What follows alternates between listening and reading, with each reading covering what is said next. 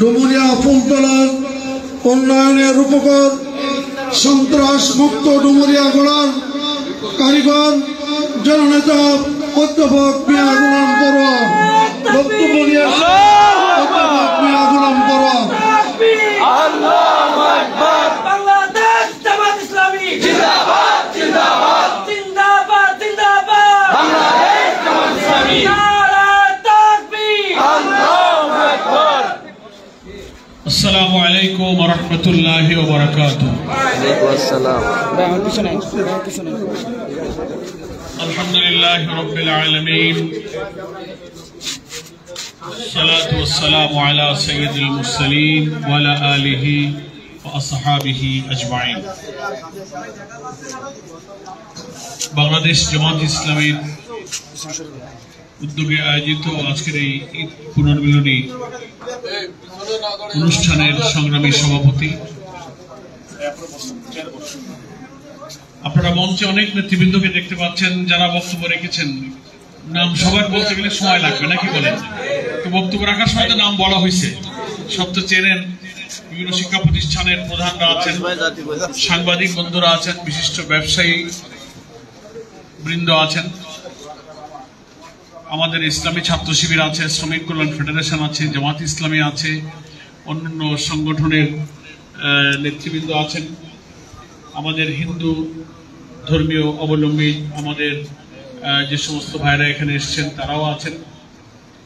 আমি সকলকে আবারও পবিত্র ঈদ উল ফিতরের শুভেচ্ছা এবং ঈদ মোবারক জানাচ্ছি। আর আল্লাহর কাছে শুকরিয়া আদায় করছি, যেটা আপনারা আমাদের অনেক নেতৃবৃন্দ বক্তব্যও বলেছেন, যে ঈদ পুনর্মিলনীর নামে এত বড় একটা সমাবেশ চুকনগর ডিগ্রি কলেজে দীর্ঘ বছর পর আমরা মিলিত হতে পেরেছি। যে আল্লাহ তাআলার মেহেরবানিতে, সে আল্লাহর কাছে আমরা শুকরিয়া আদায় করছি। আলহামদুলিল্লাহ। আমরা 17টা বছর, সেই 2006 সালের 28 অক্টোবর থেকে আমাদের বাংলাদেশের রাজনীতির পথ হারিয়ে গেছে। 6 সালের 28 অক্টোবর কথাটা কেন বললাম, এটা খেয়াল আছে? সে কথাটা প্রকাশ্য দিনের বেলায় ঢাকার পল্টনে নিষ্ঠুর ফ্যাসিবাদীদের মাস্টার মাইন্ড, সমস্ত হত্যা, খুন, ক্রস ফায়ার মাস্টার মাইন্ড, আয়নাঘরের মাস্টার মাইন্ড, জীবন্ত মানুষকে হেলিকপ্টারকে গুলি করে হত্যা করার মাস্টার মাইন্ড, মৃত লাশকে পুড়িয়ে ছাই করার মাস্টার মাইন্ড, জনতার রুদ্র রোষে যে বাংলাদেশের 18 কোটি মানুষের ক্ষোভ থেকে বাঁচার জন্য দেশ ছেড়ে যেখানকার মা সেখানেই পালিয়ে গেছে। সেই খুনি হাসিনার নির্দেশে লগি বৈঠা নিয়ে ইসলামী ছাত্র শিবিরের তরুণ 7 জন যুবককে পিটিয়ে পিটিয়ে, সাপের মতো পিটিয়ে, ভিডিওতে দেখেছেন, রাস্তার পরে পিটাচ্ছে। আর সাপ যেমন ছটফট করে, তরুণ ছেলেগুলো উল্টে পাল্টে ছটফট করছে, রক্তাক্ত হয়ে যাচ্ছে, কারো দয়া মায়া নেই। একের পর এক মারছে, যতক্ষণ তার জানটা নিবে না যাচ্ছে সে পিটাচ্ছে। আবার মরে যাওয়ার পরে সেই মৃত লাশের উপরে দাঁড়িয়ে নাচানাচি করছে। এটা ছিল 2006 সালের 28 অক্টোবর। এখন হলো 25 সাল। তো যদি আমি 6 সালকেই ধরি সেই কালো যুগের সূচনা, তাহলে এখন হবে 18 থেকে 19 বছর। সেই দিন আমাদের রাজনীতির, গণতন্ত্রের পথ বলি, ইসলামী মূল্যবোধের পথ বলি, মানবাধিকারের পথ বলি, সব পথ বাংলাদেশ সেদিন হারিয়ে গেছে। 18 বছরের পুঞ্জীভূত ক্ষোভ, বিচারে, আইনে, আদালতে জুলুম চলেছে, দলীয়করণ চলেছে। শুধুমাত্র একটা দল ছাড়া অন্য কোন দলের রাজনীতি থাকবে না। তাদের জেলে দাও, ফাঁসিতে ঢোকাও, রিমান্ডে নাও, ক্রস ফায়ারে দাও। রাজপথে কোনো মিটিং, মিছিল, সভা সমাবেশ করার অধিকার নাই। বাড়ি ঘরে নিজের ড্রয়িং রুমে 3 জন লোক যদি গল্প করে বন্ধুদের, সেখানে ধরে নিয়ে বলা হয়েছে নাশকতার ষড়যন্ত্র করতেছে। বই কিতাব, ইসলামী ছাত্র শিবির, জামাত ইসলামী, আলেম ওলামা বাড়ি ঘরে গিয়ে যখন বই পেয়েছে, কোরআনের তাফসীর পেয়েছে, কিতাব পেয়েছে, বলে জঙ্গি বই পাওয়া গেছে। এই করে 18-19টা বছর বাংলাদেশের উপর দিয়ে একটা কালো যুগ বয়ে গেছে। আমি মাঝে মাঝে বক্তব্যে বলি, পৃথিবীর কোন সভ্য দেশে, গণতন্ত্রের দেশে এরকম নিষ্ঠুরতা, এরকম কর্তৃত্ববাদী শাসন কখনো কিন্তু আমরা দেখি। চিন্তা করা যায়, মানুষের ভোটাধিকার নেই। বাংলাদেশের সংবিধানে প্রতি 5 বছর পর পর জনগণ তার মতামত দিয়ে সরকারে কে যাবে আর থাকবে না এই ফয়সালা করবে। পার্লামেন্টারি সিস্টেম অফ ডেমোক্রেসিতে এটাই হচ্ছে গণতন্ত্রের সৌন্দর্য। 14 সালে নির্বাচন হলো, 18 সালে, 24 সালে, পরপর 3টা নির্বাচনের তারিখ ঘোষণা হলো, কিন্তু বাংলাদেশের মানুষ কিন্তু সেই নির্বাচনে ভোট দিতে পারে না। কর্তৃত্ববাদী শাসনবাদী কেয়ারটেকারের অধীনে একটা নিরপেক্ষ নির্বাচনের বিধান ছিল। সারা দেশের মানুষ দাবি করলো যে নির্বাচনটা তুমি কেয়ারটেকার অধীনে দাও। শেখ হাসিনা, সারা দেশের মানুষ রাজি হলো, পার্লামেন্টারি কমিটিতে সিদ্ধান্ত হলো যে না, কেয়ারটেকারের ব্যবস্থাটা আরো 2 বছর থাকা উচিত। পার্লামেন্টারি কমিটির সিদ্ধান্ত বাতিল করে তার অহংকার, দাম্ভিকতার কারণে একক সিদ্ধান্তে পার্লামেন্টারি কমিটির সিদ্ধান্ত মানলেন। বিষয়টা আদালতে গড়ালো। সুপ্রিম কোর্টের আপিল ডিভিশনে কেয়ারটেকার প্রশ্নে আনিত আলোচনা বিল নিয়ে শুনানি হল। সেখানে চিফ জাস্টিস আদালতের বিধান অনুযায়ী অ্যামিকাস কিউরি নিয়োগ করলেন। অ্যামিকাস কিউরি বলা হয় কোন কনস্টিটিউশনাল, কোন ক্রিটিক্যাল মামলা যখন হয়, চিফ জাস্টিস একা যখন সিদ্ধান্ত নিতে পারে না, আপিল বিভাগের বেঞ্চের জাস্টিসরা যখন সিদ্ধান্ত নিতে পারে না, তখন বাংলাদেশের সেরা সেরা সিনিয়র আইনজীবীদেরকে নিয়ে উনি আদালতের বন্ধু বলা হয় ইংরেজিতে, অ্যামিকাস কিউরি নিয়োগ করেন। তাদের কাছে উনি আইনি মতামত চান। 9 জন অ্যামিকাস কিউরি, ডক্টর কামাল হোসেনের মতো লোক, আমিরুল ইসলামের মতো লোক, ব্যারিস্টার আব্দুল রাজ্জাকের মতো সিনিয়র, বাংলাদেশের একেবারে শীর্ষের 9 জন সেরা ব্যারিস্টার আইনজীবীদেরকে নিয়ে প্রধান বিচারপতি অ্যামিকাস কিউরি নিয়োগ করলেন যে কেয়ারটেকারের ব্যাপারে আপনাদের বক্তব্য। প্রধানমন্ত্রী তো পার্লামেন্টারি কমিটির আইন ক্যান্সেল করে দিচ্ছে, কারণ আদালত কি বলে। 9 জনের মধ্যে 8 জন অ্যামিকাস কিউরি বলল যে না, তত্ত্বাবধায়ক সরকারের অধীনের নির্বাচনের সিস্টেমটা আরো 2 বছর থাকা উচিত, তা না হলে বাংলাদেশের নিরপেক্ষ নির্বাচন হবে না। এই কথা প্রধানমন্ত্রী শুনে প্রধান বিচারপতির উপরে চাপ দিয়ে শেখ হাসিনা আদালতের ঘাড়ে বন্দুক রেখে সেই আইন পাশ করতে না দিয়ে উল্টা রায় দিয়ে আদালতকে দিয়ে সেই কেয়ারটেকারের আইন বাতিল করে দিল বিচারপতি খায়রুল হক। আমি এই কথাটা কেন বলছি? মানুষ ভোট দিতে পারবে না। নিরপেক্ষ নির্বাচনের জন্য পার্লামেন্টারি কমিটির কথা, পার্লামেন্টের কথা চলবে না, আদালতের কথা চলবে না, চলবে একজনের কথা। এটার নাম তো ফ্যাসিবাদ। ফ্যাসিবাদ মানে হলো আমি যা বলবো তাই হবে। কিসের পার্লামেন্ট, কিসের আদালত, আমার কথায় দেশ চলে। দ্যাট ইজ কল্ড ফ্যাসিজম, কর্তৃত্ববাদ। যিনি আমার দলে থাকবেন, যিনি আমার গোষ্ঠীর বংশের হবেন, যিনি আমার জেলার লোক হবেন, তারাই শুধু ব্যবসা করবে, রাজনীতি করবে, লেখাপড়া করবে, চাকরি করবে, তারাই মিটিং বৈঠক করবে, আর কারোর কোনো মূল্য থাকবে না। সব তুচ্ছ তাচ্ছিল্য করে সব জেলে ঢুকাও, মারো। এত সীমাহীন দাম্ভিকতা। আবার তার দলের লোকেরা ওনার উপাধি দিয়েছিলেন গণতন্ত্রের মানস কন্যা। গণতন্ত্র। এখন আমি কত সংক্ষেপ করবো, যেহেতু জোহরের আজান হবে। আমি বলতে এত কথা চাচ্ছিলাম না, এখানে বসে বসে যখন বক্তৃতা শুনলাম দেখলাম যে যা কথা বলা দরকার তা সব নেতাদের বক্তব্য যদি যোগ করা হয়, অঙ্ক যেরকম যোগ করে না, সবার বক্তৃতা যোগফল হলে আমার বক্তৃতা হয়ে যায়। কারণ এসে পড়ছি কথা তো একটা কল আর দাঁড়ালে আমার মনের প্রতি এই জ্বালা যন্ত্রণাগুলো একটু বললাম। এখন আমাদের ছেলেরা এই 6 সালের অক্টোবর থেকে 25-19 বছরের বুকের যন্ত্রণা, স্বৈর শাসনের জগদ্দল পাথর, অর্থনৈতিক শোষণ, নিপীড়ন, বিদেশে অর্থ পাচার, লুটপাট করা, আদালতে কোনো বিচার নাই, বিরোধী দলের সব লোকদেরকে এনে এনে জেলে ঢুকাচ্ছে, আলেম ওলামা, পীর মাশায়েখ ডান্ডা বেড়ে দিয়ে হ্যান্ডকাপ করে সব জেলখানায় নিয়ে গেছে। মৌলানা নিজামের মতো একজন আলেম, কামরুজ্জামান, মুজাহিদ, কাদের মোল্লা, মীর কাসেম আলীর মতো সোনার মানুষকে ফাঁসিতে ঝুলিয়ে হত্যা করেছে। অধ্যাপক গোলাম আজম 93 বছরের বর্ষিয়ান নেতা, ডাকসুর যিনি ভিপি ছিলেন, ভাষা সৈনিক, মাওলানা এ.কে.এম. ইউসুফ, সাতক্ষীরা আগরদাড়ি মাদ্রাসার প্রিন্সিপাল বিশিষ্ট আলেম আব্দুল খালেক সাহেব, অধ্যাপক নাজির আহমদ সাহেব, এই সমস্ত লোকদেরকে জেলে ঢুকিয়ে জেলের মধ্যে তাদেরকে মৃত্যুর দিকে ঠেলে দেওয়া হয়েছে। উনি গণতন্ত্রের মানুষ করে মিথ্যা মামলা, মিথ্যা এজাহার, মিথ্যা বাদী, মিথ্যা সাক্ষী, মিথ্যা ট্রাইব্যুনাল, মিথ্যা বিচারক, শুধুমাত্র রাজনৈতিক ব্যাড ইন্টেনশনে রাজনৈতিক প্রতিপক্ষ দমন করার যুক্তি যখন ফুরিয়ে যায়, আদর্শ যখন থাকে না, তখনই তারা হত্যা সন্ত্রাসের পথ বেছে নেয়, জুডিশিয়াল কিলিং করে শেষ করা। এদের সাথে আসলে গণতন্ত্র যায় না। দলের মধ্যেই তো গণতন্ত্র, তাদের আচরণে গণতন্ত্র নাই। যাই হোক, আমি দুঃখিত, এই দুপুরের প্রচন্ড কষ্টের মধ্যে ওদের উত্তাপ বেড়ে গেছে। এখন কি 34 মাস না 10 মাসটা কবে কিনা, কি মাস? 34 মাস, মানে মাস হিসেব করার তো টাইম নেই। গরম পড়তেছে, সেই জন্য মাসের কথা মনে করলাম। সেই জন্য এখন আমাদের এই ছেলেরা 2000 ছাত্র জনতা জীবন দিল, প্রায় 30,000 লোকের আহত হলো। এর আগে 15-16 বছর বিএনপি, জামাত, আমরা মিলে একসাথে এই ফ্যাসিবাদের বিরুদ্ধে আন্দোলন করেছি। ভোট দিতে পারা গেল না।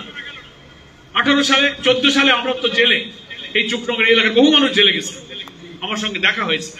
ভোট হয়ে গেল 300 আসনের 153 আসনে কোনো ক্যান্ডিডেট নাই, ওনারা নিজেরা। এটা কোনো ভোট হলো? 18 সালে ভোট আসলো, রাত্রি কাটি কুটে ভোট হবে, দিনই রাত্রি বেলা বাক্স ভোট ভোট দিতে গেলি, জাতি গেলি, ভোট হয়ে গেছে, বাড়ি চলে যাও। জোর করে যারা সেন্টারে জাতি গেছে, ঢুকে গেছে, ব্যালট দাও। বাবা তুমি আইসো, ব্যালট তো ফুরে গেছে, ব্যালট নেই। 24 সালে ভোট আসলো, আমি তখনও জেলে। 24 সালে আমি, মামু আর ডাবি মামু নিজেরা সাজায় 5 বছরের জন্য 24 সালে শেষ ভোট হলো। 6 মাসও তো পূর্তি পারল না ভালো করে। ফলে 18-19 বছরের যে যন্ত্রণা, যে ক্ষোভ, যে বিক্ষোভ, 5 আগস্ট কিন্তু সেটারই বিস্ফোরণ হয়েছে, নাকি বলেন? এর একটা আউটবাস্ট কিন্তু হয়েছে। ফলে আমাদের ছেলেরা এই বাংলাদেশের মানুষকে একটা নতুন বাংলাদেশ উপহার দেওয়ার জন্যই তারা কিন্তু এই আন্দোলনে এত রক্ত, এত জীবন কিন্তু দিয়েছে। ছেলেরা বিশ্ববিদ্যালয়ে আন্দোলন শুরু করেছিল তাদের সরকারি চাকরিতে কোটার দাবিতে, মনে আছে না আপনাদের?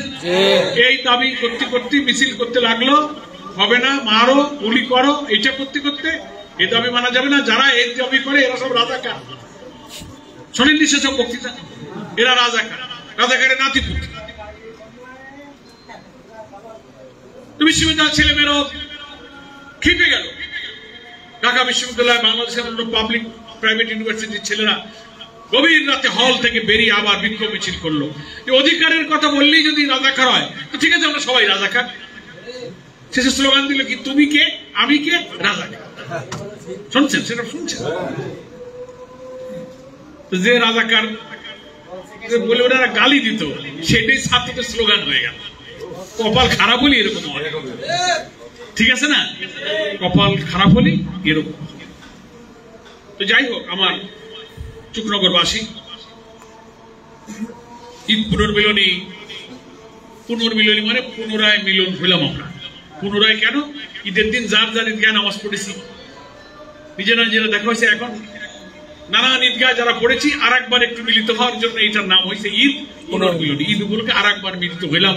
কে কেমন আছেন, কোথায় ছিলেন, ফ্যামিলি ভাবি বাচ্চাদের খোঁজ খবর নেওয়া হলো, চেহারাগুলো দেখা হলো। অনেকের সঙ্গে অনেকদিন পর আজকে এখানে দেখা হলো। আপনারাও আমাকে অনেকদিন পর দেখলেন। উদ্দেশ্যটা হচ্ছে এই, যে আমরা যে বাংলাদেশটা আমাদের ছেলেদের জীবনের বিনিময়ে পেয়েছি, সেই বাংলাদেশটাকে আর আধিপত্যবাদী শক্তির হাতে দিয়ে দেওয়া যাবে না। ডক্টর প্রফেসর ইউনূস সাহেব অন্তর্বর্তীকালীন সরকারের প্রধান উপদেষ্টা একটা অবাধ নিরপেক্ষ নির্বাচনের জন্য চেষ্টা করছেন। তিনি বলছেন ডিসেম্বরে অথবা জুনে ভোট দিতে পারে। আমরা দাবি করেছি, বাংলাদেশের সব দল বলছে, যারা দেশপ্রেমিক, গণতন্ত্র প্রেমিক মানুষ বলছে যে ভোটটা যেন 14, 18, 24-এর মতো আবার না হয়, এই জন্য অন্তত কিছু নির্বাচন সুষ্ঠু করতে প্রশাসনে যেসব লোক টোক সরাই দিয়ে আইন কানুন বদলে একটা সংস্কার তুমি করে একটু জঞ্জাল সাফ করে ভোট দাও। তাহলে এখন থানার এসআই, ওসি, দারোগা, ডিসি, ইওনো, সচিব যা ছিল ওই ফ্যাসিবাদের আমলে তাই তো ঘুরে ফিরে তাই আছে। এখান থেকে একটু অনেক সরাইছে, ওখান থেকে একটু অনেক সরাইছে। তো এই জঞ্জাল এইভাবে রাখলে কি আবার যদি ভোট হয়, এই ভোট কি সুষ্ঠু হবে? আমরা যে ভোটের জন্য 17-18 বছর অপেক্ষা করতে পারলাম, এত লোক জীবন দিতে পারলাম, তো 2 মাস 6 মাস আমরা দেরি করতে পারবো না? অবশ্যই। এমন একটা আমাদেরই ভাই যারা আমরা একসাথে জুলাই আন্দোলনের মিত্র, ফ্যাসিবাদ বিরুদ্ধে আন্দোলন করলাম, তারা পাগল হয়ে গেছে, অস্থির হয়ে গেছে। ভোট দাও,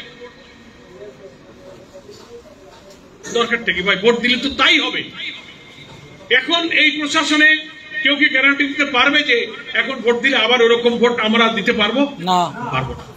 এই জন্য আমরা সংস্কার চাচ্ছি। আর বলছি, এই লোকদেরকে যাদের হত্যা করা হয়েছে, খুন করা হয়েছে, ফাঁসি দেওয়া হয়েছে, আয়না ঘরে নেওয়া হয়েছে, কি দৃশ্য আপনি ভিডিও দেখছেন? পুলিশ মেরে, পুলিশের বড় বড় কনভয় গাড়ি থেকে টেনে লাশ ফেলে দিচ্ছে, মেয়েদেরকে বিশ্ববিদ্যালয়ের রাস্তার উপরে ফেলে ফুটপাতে পিটাচ্ছে, বন্দুকের ডল টেচে ধরে গুলি করে চিত হয়ে মুখ গাল দিয়ে রক্ত বেরোচ্ছে।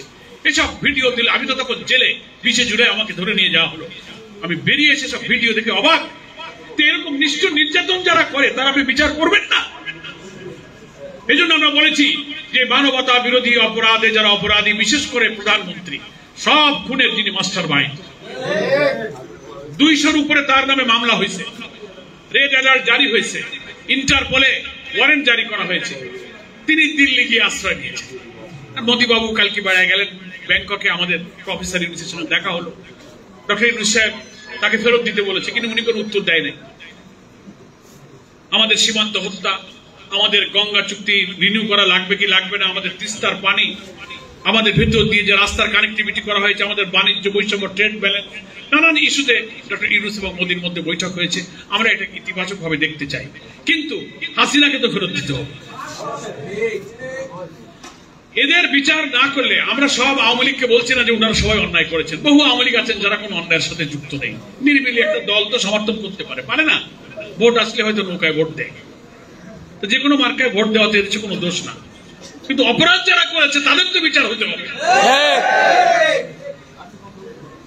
আন্তর্জাতিক সব নিয়ম লঙ্ঘন করে তাকে ওখানে দিল্লিতে, এবং ওখানকার সমস্ত তথ্য প্রযুক্তিকে ব্যবহার করে উনি ওখান থেকে মিটিং করেন, ভিডিও বক্তৃতা করেন, আর বলে যে আমি তোমাদের কাছে আছি, দেশে যে কোনো সময় ঢুকে পড়বা। কি আরামে আছে? এগুলো আমরা আজকে দাবি করি যে সব অপরাধের যিনি গুরু, তাকে দেশে এনে অপরাধীদের বিচার করা হোক, প্রয়োজনীয় সংস্কার করা হোক, তারপরে জাতীয় নির্বাচন দেওয়া হোক। সেই নির্বাচনে আমরা জামাত ইসলামী যাব। আর জুলাই অভ্যুত্থানের আমাদের যারা বন্ধু মিত্র, বিএনপি, অন্যান্য যে সমস্ত দল, প্রত্যেকের সাথে আমাদের আলোচনা হচ্ছে। আমরা নির্বাচনের জন্য অস্থির নই, আপনারা একটু শান্ত থাকেন। যার যার মত নিয়ে আমরা নির্বাচনে যাব, জনগণ যাকে পছন্দ করবে তাদের ভোট দেবে। আমরা যেন কেউ কারোর ভিতরে কাদা ছোড়াছুড়ি, বিতর্ক, অনৈক্য, বিভেদ, বিশৃঙ্খলা তৈরি হয়ে ওই ফ্যাসিবাদ আবার রাজনীতিতে আসার সুযোগ পায়, এই চেষ্টাটা, এই সুযোগটা কেউ করে দেবেন না। কথা বুঝে আসছে? এই যুগনগর, এই ডুমুরিয়াতে বিএনপি জামাত আমরা সবাই মিলেমিশে একসাথে চলেছি, ইনশাআল্লাহ সামনেও আমরা চলতে চাই। দল 2, 3, 5টা হলে মত ভিন্ন হইতে পারে, কিন্তু বাছাই করব কি? বক্তৃতায় তো আমরা বলি ব্যক্তির চেয়ে দল বড়, দলের চেয়ে দেশ বড়,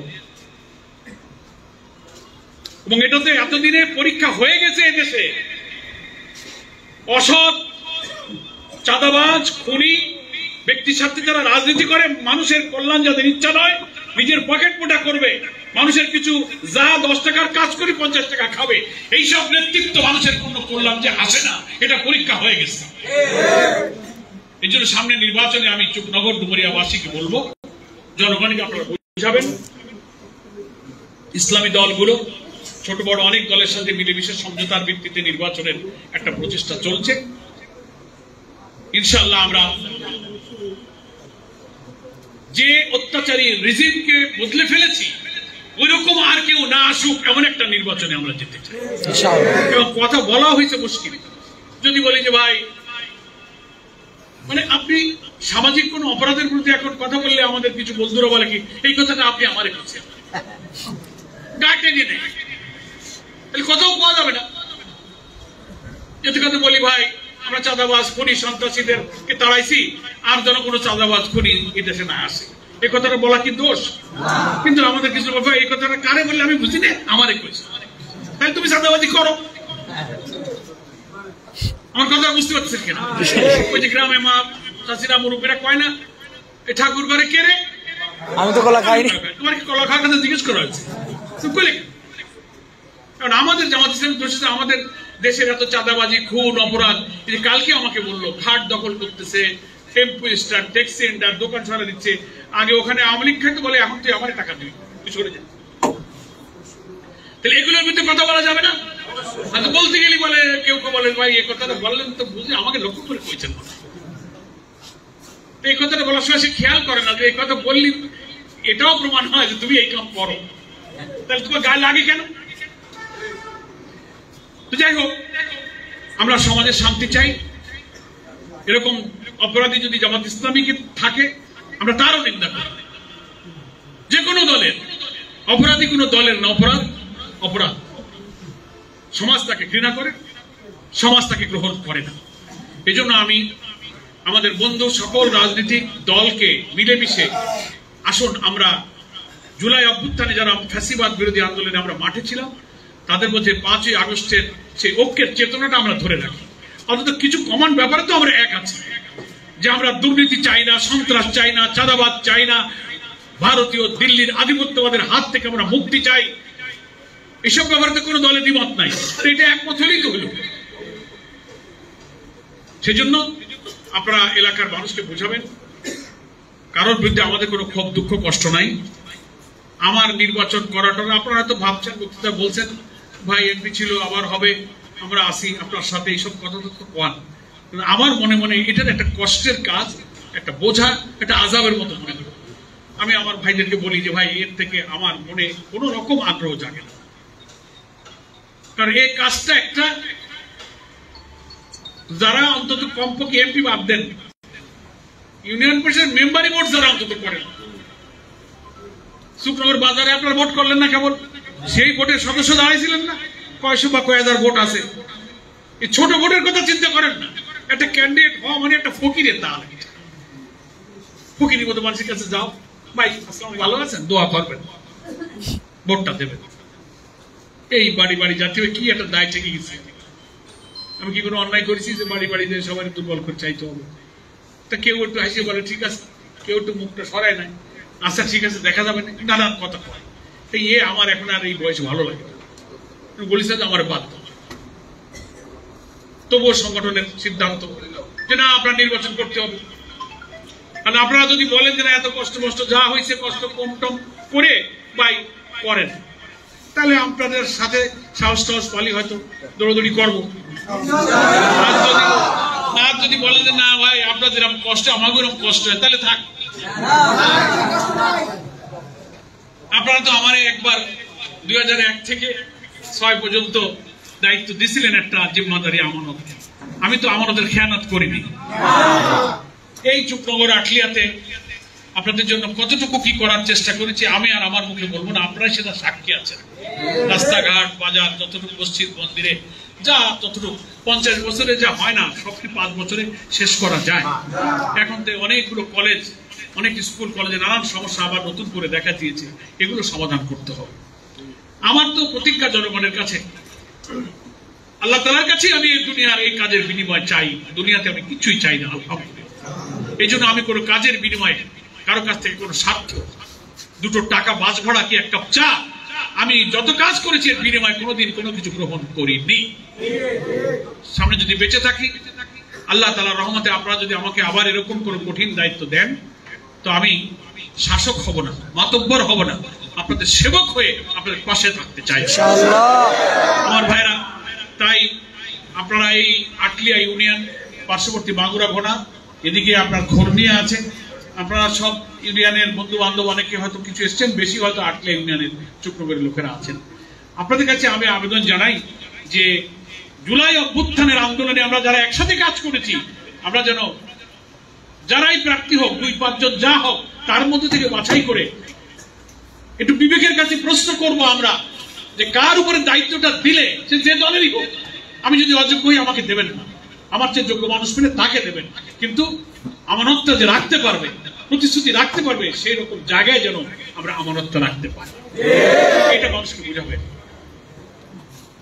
আল্লাহ তাআলাই কোরআনে বলেছেন যে আমানতটা উপযুক্ত জায়গায় রাখো। ইন্নাল্লাহা ইয়া'মুরু আন তুআদ্দুল আমানাতি ইলা আহলিহা।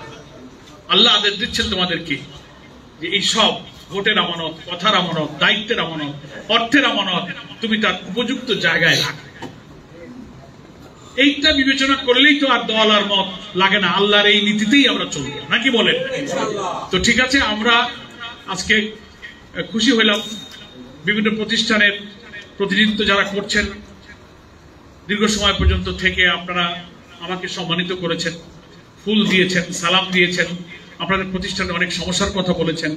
আমার তো খুব ইচ্ছা হয় যে ওই সময় যতটুকু কাজ করা গেল না, কিছু কাজ বাকি থেকে গেল, আর নতুন নতুন অনেক প্রতিষ্ঠান হয়েছে, আর সময়ের চাহিদায় বাজার সহ প্রতিষ্ঠানগুলো, রাস্তাঘাটের অনেক উন্নয়ন আমাদের এই ডুমুরিয়াতে প্রয়োজন।